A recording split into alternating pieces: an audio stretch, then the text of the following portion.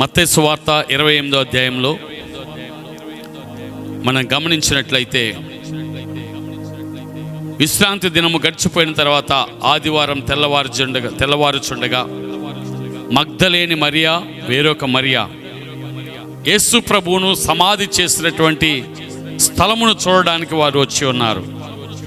అక్కడ ప్రభు దూత నిలబడి సమాధికి అడ్డుగా ఉన్నటువంటి రాయిని తొలగించి అక్కడ కూర్చున్నట్లుగా, వీరు ఆ దూతను చూసి భయపడినప్పుడు దూత వారితో మాట్లాడుతుంది, భయపడకుడి, ఆయన సమాధిలో లేడు, ఆయన చెప్పినట్టుగానే 3వ దినమును తిరిగి లేస్తానని ఆయన తిరిగి లేచి ఉన్నాడు అని చెప్పి దేవదూత వారికి తెలియపరిచినట్లుగా మనం చూస్తున్నాం. ప్రియులారా, భూమి మీద ఇంతవరకు పుట్టినటువంటి ప్రతి మనిషి కూడా సమాధి చేయబడిన తర్వాత, మట్టిలో కలిసిన తర్వాత తిరిగి లేచిన వారెవరూ కూడా లేరు.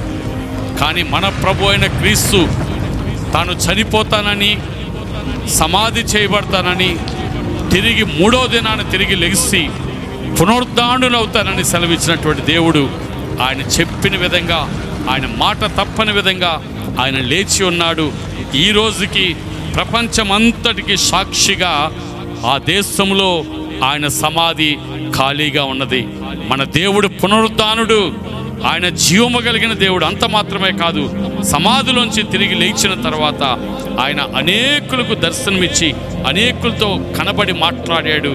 తిరిగి ఆయన ఆరోహణమై ఆయన పరలోకానికి చేర్చబడ్డాడు. ప్రియులారా, ఆయన సమాధిలో లేడు, ఆయన తిరిగి లేచి ఉన్నాడు.